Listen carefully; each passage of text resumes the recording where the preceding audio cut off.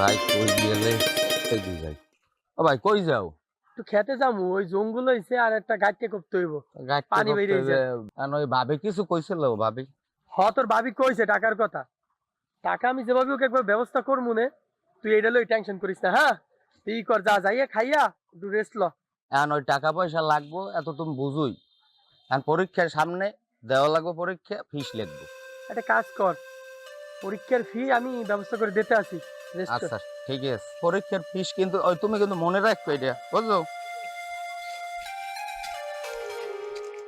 ধান খেতের মধ্যে ময়লা হইয়া ও কইয়া গেছে ভরিয়া। যাই হোক, কি করার আছে।